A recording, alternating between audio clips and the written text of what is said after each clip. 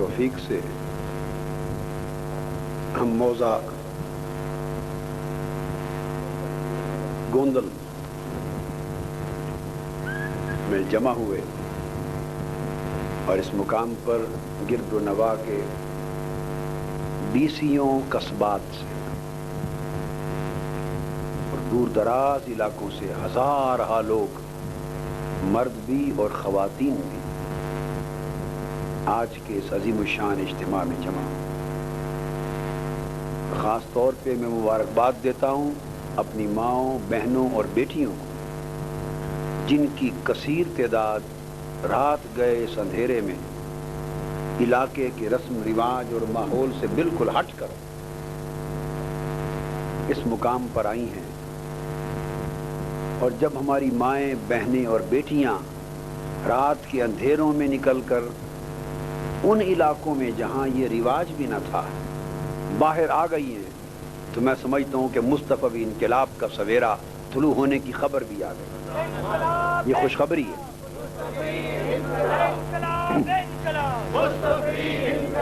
اس وقت میں دو باتیں اختصار سے آپ سے کرنا چاہتا ہوں۔ کچھ بات مدینہ کی ہو جائے اور پھر اس مدینہ پاک کے فیض سے کچھ بات اپنے وطن پاکستان کی ہو جائے۔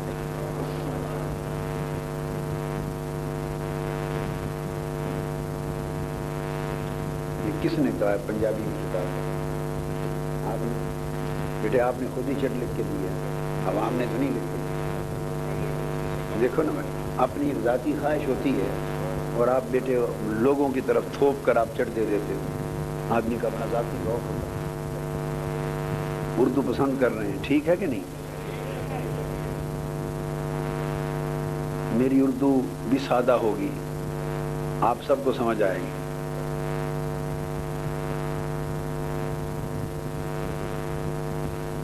کہیں کہیں حسب ضرورت پنجابی کے جملے بول دوں گا انشاءاللہ۔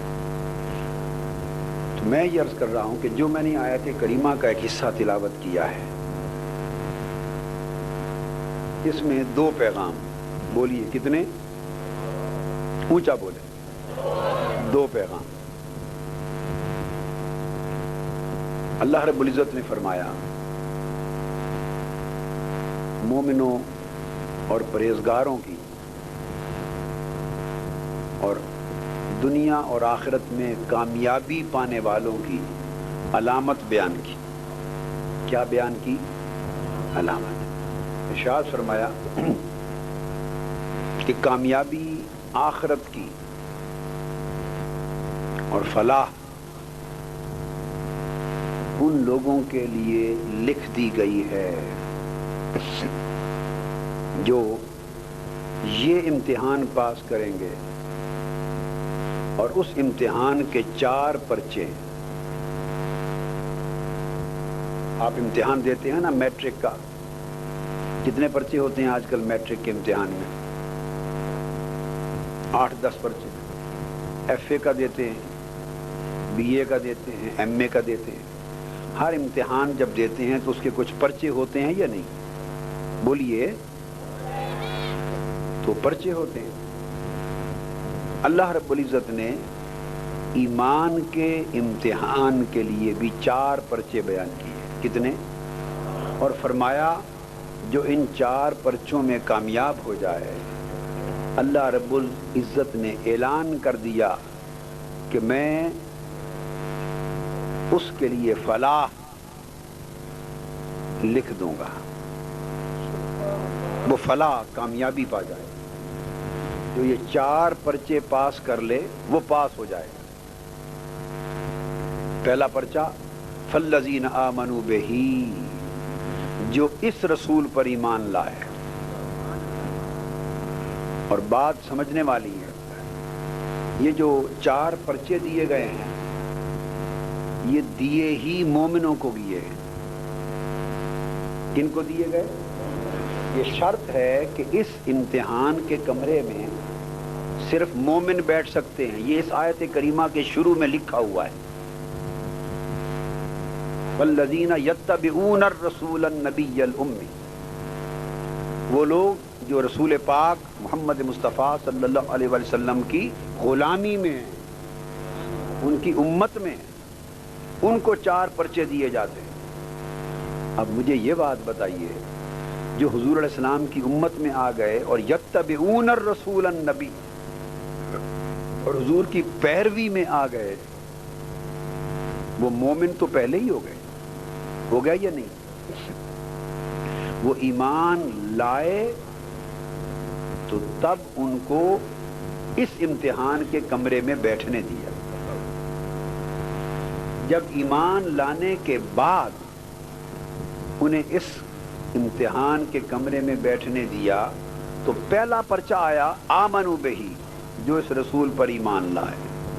تو یہاں سوال پیدا ہوتا ہے کہ ایمان تو وہ پہلے ہی لا چکے تھے، تو ایمان لانے کے بعد پھر رسول پر دوبارہ ایمان لانے کا مطلب کیا ہوا؟ بات سمجھ آئی؟ نہیں سمجھ آئی؟ تو پہلے ہی مومن ہے، تو مومن مزید رسول پر کیا ایمان لائیں گے؟ یہ بات سمجھنے والی۔ اگر کافر ہو تو رسول پر ایمان لانے کا مطلب کلمہ پڑھے اور حضور کو اللہ کا سچا رسول مان لے۔ اس کا کافر کا ایمان یہ کہ کلمہ پڑھ لے، لیکن جب پہلے ہی مومن ہے تو وہ حضور پر ایمان کیا لائے؟ اس کے لیے حضور نے اس کی تعریف کی، فرمایا لا یؤمن احدکم حتی اکون احب الیہ من نفسہ،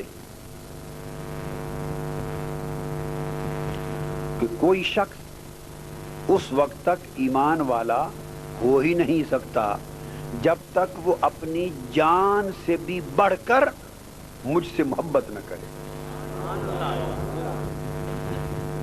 اور جان سے بڑھ کر محبت کرنا، اس کو محبت بھی نہیں کہتے، عشق کہتے۔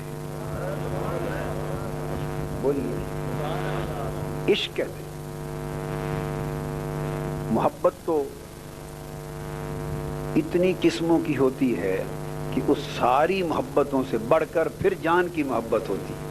کسی کی محبت بھی جب تک محبت رہے وہ اپنی جان کی محبت سے آگے، جان سب سے آگے محبوب ہوتی ہے، اور جب کسی کی محبت اپنی جان کی محبت سے بھی بڑھ جائے تو وہ محبت محبت نہیں رہتی، بلکہ بولیے عشق ہو جاتا ہے، جو مجنو کو تھا، وہ عشق جس میں مجنو مبتلا تھا۔ جہاں جان بھی چلی جائے تو انسان مسکراتا ہے۔ تو فرمایا کہ رسول سے محبت جب تک عشق میں نہ بدلے اس وقت تک مومن صاحب ایمان نہیں ہوتا۔ تو پہلا پرچہ مومنوں کے لیے عشق رسول کا۔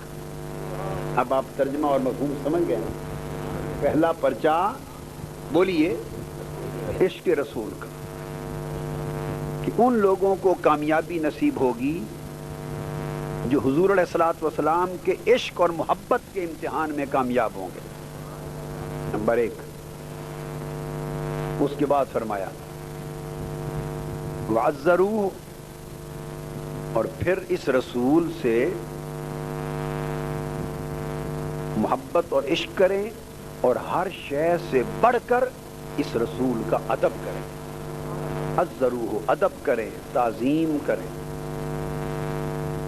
اور عزروہ کا معنی یہ ہے، اہل علم اور اہل لغت نے لکھا ہے کہ عزروہ تعزیر، ایک ہوتی ہے تعظیم، بولیے یہ تو آپ سمجھتے ہیں نا، سنا ہوا ہے تعظیم، ایک لفظ ہے تعزیر۔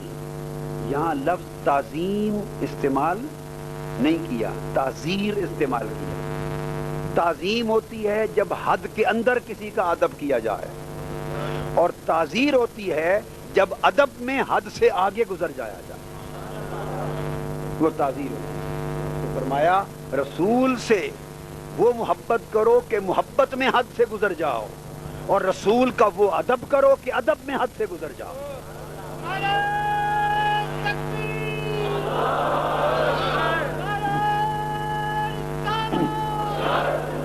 اب صحابہ کرام نے رسول پاک صلی اللہ علیہ وآلہ وسلم سے جو محبت کی، محبت میں حد سے گزر گئے، اور تاجدار کائنات کا جو ادب کیا صلی اللہ علیہ وسلم، اس ادب میں بھی حد سے گزر گئے. اس کی مثال ذہن میں رکھیں. 2 مثالیں 3 دے دیتا ہوں. صحابہ کرام حد سے بڑھ کر حضور سے محبت کیسے کرتے ہیں اور حد سے بڑھ کر حضور کا ادب کیسے کرتے ہیں.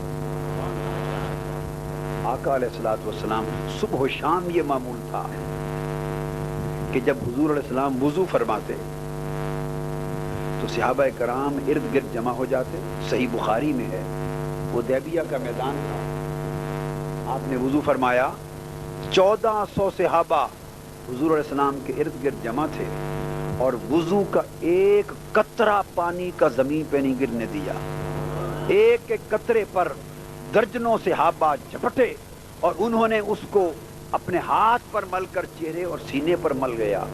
جس کو قطرہ وضو رسول کا قطرہ نہیں ملا، اس نے دوسرے صحابی کے ہاتھ سے ہاتھ رگڑ لیا، پھر کسی اور نے اس کے ہاتھ سے رگڑ لیا، اور نمی اور تراوت ہاتھ پہ لگاتے رہے، چہرے اور سینوں پر ملتے رہے. آقا علیہ السلام نے لعاب دہن، زبان مبارک کا لعاب شریف زمین پر پھینکا. صحیح بخاری میں آتا ہے صحابہ کرام نے لعاب دہن زمین پر نہیں گرنے دیا. آقا علیہ السلام نے حجامت کروائی. حدیث پاک میں آتا ہے کہ حجام کے ارد گرد صحابہ اس طرح گھومتے تھے جس طرح پروانے طواف کعبہ کرتے ہوئے گھومتے ہیں. ایک بال یسوع مصطفیٰ کا زمین پہ گرنے نہیں دیا. ایک ایک بال لے کر خالد بن ولید کی طرح اپنی ٹوپی میں سجا دیا. اب مجھے بتائیے، یہ جو ادب ہے، میں نے 3 مثالیں اکٹھی دے دی. یہ ادب لعاب دہن کو لے لیا اور چہرے پر لگا لیا، وضو کے قطروں کو چہرے پر لگا لیا، بالوں کو سنبھال کر زندگی میں رکھ لیا. یہ خالی محبت ہے یا عشق ہے؟ حدیثیں میں نے سنا دی، ترجمہ آپ کر لیں. یہ محبت کے زمرے میں آئے گا یا بولیے بھئی آپ کو دوست سے محبت ہوتی ہے، مگر کوئی دوست کی تھوک بھی چہرے پر ملتا ہے محبوب کی. کئیوں کو کئی محبوبوں سے محبت ہوگی، کئیوں کے کتنے محبوب ہوں گے، قسم قسم کے محبوب ہوں گے، مگر محبت ایک دوسرے سے کرنے والے تو یہاں 20 سینکڑوں بیٹھے ہوں گے. کوئی کھڑا ہو کے بتا دے کہ اس کو فلاں سے محبت ہے، کبھی اس کی تھوک بھی چہرے پر ملی نہیں. جب تھوک کا وقت آتا ہے محبت دری کی دری رہ جاتی ہے، تھوک میں جراثیم نظر آتے نہیں، وہ چہرے پر نہیں ملتا. کوئی بال سنبھالتا ہے؟ ارے محبت غسل اور وضو کے قطرے چہرے پر ملنے کی اجازت نہیں دیتی. محبت بال سنبھالنے کی اجازت نہیں دیتی. محبت کوئی سو رہا ہو، اس کے پسینے کے قطرے نچوڑ کر عطر بنا کے رکھنے اور کپڑوں پہ لگانے کی اجازت. یہ ساری محبتیں اور یہ سارے ادب حد کے اندر ہیں، مگر جب تاجدار کائنات کے ساتھ نسبت کی بات آتی ہے تو محبت کی حدیں ٹوٹ جاتی ہیں اور ادب کی حد ٹوٹ جاتی ہے. تو ایمان کہتا ہے کہ لوگوں اب محبت کی حد توڑ دو، ادب کی حد توڑ دو، اور اتنا ادب کرو کہ حدیں پیچھے رہ جائیں اور ادب مصطفیٰ کا آگے نکل جائے. یہ ایمان کا پرچہ ہو رہا ہے، پاس ہو رہے ہیں. جس کی محبت حد کے پیچھے رہ گئی وہ فیل ہو گئی، جس کا ادب حد کے پیچھے رہ گیا وہ بولیے فیل ہو گیا. بعض لوگ نادان ہیں، انہیں سمجھ نہیں، وہ شکوہ یہ کرتے ہیں کہ آپ رسول کا ادب حد سے بڑھا دیتے ہیں. بعض لوگ نادانی میں یہ شکوہ کرتے ہیں کہ آپ رسول کا ادب حد سے بڑھ کر کرتے ہیں. بعض ساتھی کرتے ہیں نا، بولیے یہ شکوہ، بھئی حد سے کیوں بڑھتے ہو، کرتے ہیں نا. آج یہ نقطہ سمجھ میں آ گیا کہ رسول کا ادب اگر حد کے اندر کریں، حد کے اندر استاد کا ادب ہو سکتا ہے، ماں باپ کا ادب ہو سکتا ہے، بڑے کا ادب ہو سکتا ہے، پیر و مرشد کا ادب ہو سکتا ہے، ولی امام اور صحابی کا ادب ہو سکتا ہے، مگر جب رسول کے ادب کی باری آئے تو رسول کے ادب کا تو تقاضا یہ ہے کہ حد پیچھے ہو اور ادب آگے نکل جائے.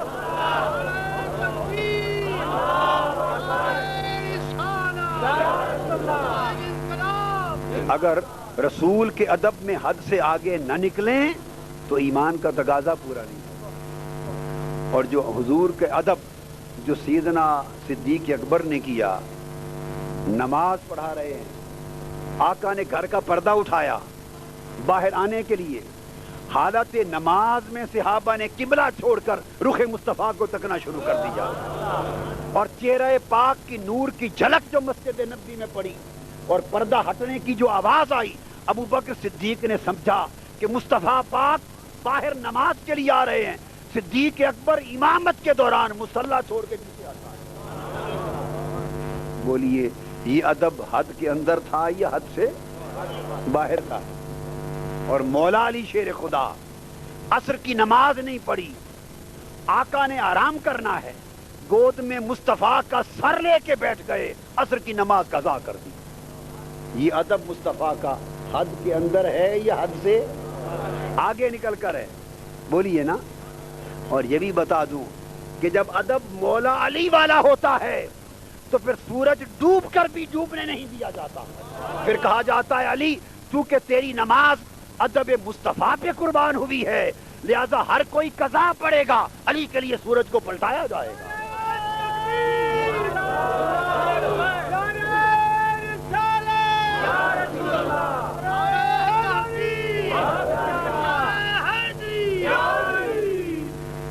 دو پرچے ہو گئے نا، محبت کا پرچہ اور ادب کا. میں پرچوں کے عنوان بتا رہا ہوں، کوئی ان پرچوں میں پاس ہوئے بغیر پل صراط گزر نہیں سکے گا. اور محبت کا پرچہ عشق والے نمبر ملیں گے تو پاس ہوگا کیا، اور ادب کا پرچہ حد سے بڑھ کر نمبر ملیں گے تو پاس ہوگا.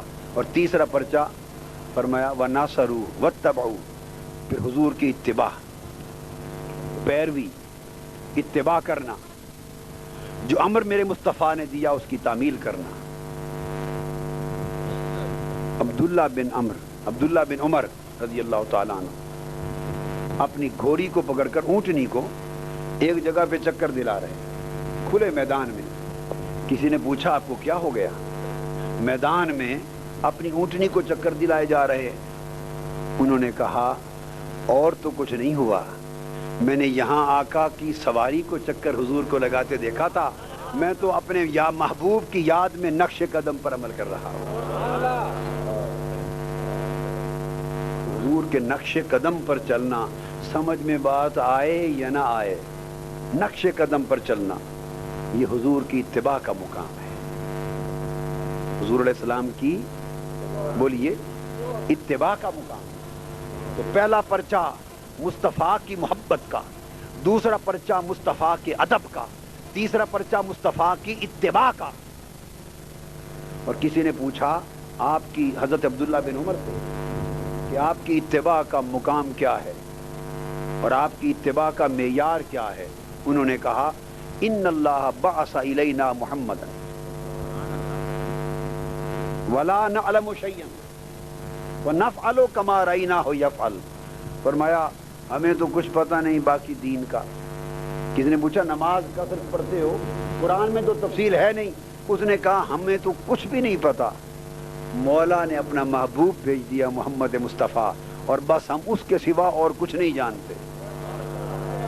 ہم محبوب خدا کے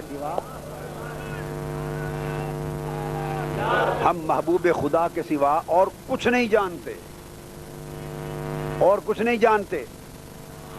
تو پوچھا عمل کیسے کرتے ہو دین پر؟ دین پر عمل کا معیار کیا ہے؟ دین پر میرا سوال، دین پر بولیے عمل کا معیار کیا ہے؟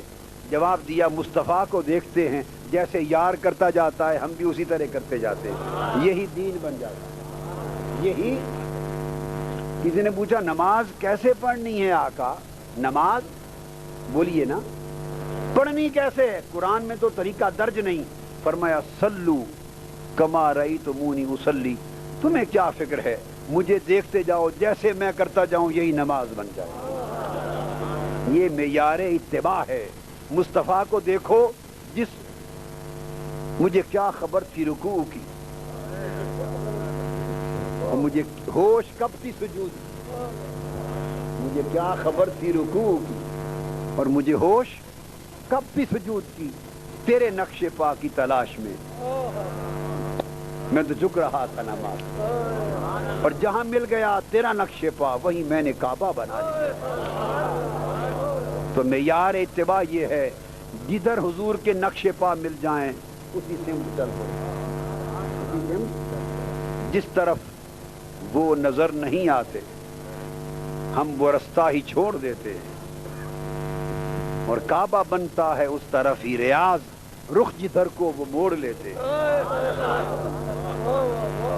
ارے اتباع کس چیز میں پوچھتے ہو؟ ہماری اتباع کا تو غلامی کا تو عالم یہ ہے کہ ہم نے تو کعبہ بھی رخ مصطفیٰ کے بنا دیا. حضور کا چہرہ بیت المقدس کی طرف ہو گیا تو مسلمانوں کا قبلہ وہی بن گیا, اور امر الہی سے چہرہ مصطفیٰ ادھر پھر گیا, مسلمانوں کا قبلہ نماز کے اندر ہی ادھر ہو گیا. تو 3 پرچے ہو گئے. بولیے کتنے؟ محبت کا پرچہ, ادب کا پرچہ, اتباع کا پرچہ. اور فرمایا لوگوں ان 3 پرچوں کے بعد ایک آخری پرچہ ہے. ایسے نہ سمجھنا کہ خالی ان 3 پرچوں سے امتحان پاس ہو جائے گا, نہیں. اب ایک آخری پرچہ ہے, وَنَاصَرُوهُ, وہ مصطفیٰ کی مدد کرنا. بولیے اپنے محبوب مصطفیٰ صلی اللہ علیہ وآلہ وسلم کی بولیے مدد کرنا. لفظ کو یاد کر لو, ناصروہ, اور جس نے میرے مصطفیٰ کی مدد کی وہ کامیاب کہلائے گا. اب سوال پیدا ہوتا ہے رسول کی مدد کرنا, کیا رسول ہماری مدد کا محتاج ہے؟ بولیے نہیں. رسول کو تو اللہ کی مدد کافی, اللہ کی مدد کافی. تو رسول کی ہم کیا مدد کریں؟ یہ قرآن میں ہے وَنَاصَرُوهُ, اور جو اس رسول کی مدد کرے گا وہ کامیاب ہوگا. مدد کا مطلب کیا ہوا؟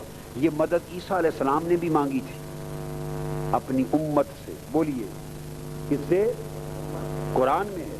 آپ نے پوچھا تھا من انصاری اللہ, اللہ کے کام کے لیے کون ہے میری مدد کرنے والا؟ عیسیٰ علیہ السلام نے پوچھا تھا. اور قرآن کہتا ہے قال الحواریون نحن انصار اللہ, ہم ہیں اللہ کی مدد کرنے والے. ایک تو اس آیت کریمہ سے ایک نقطہ سمجھنے عقیدے کا پتہ چلا.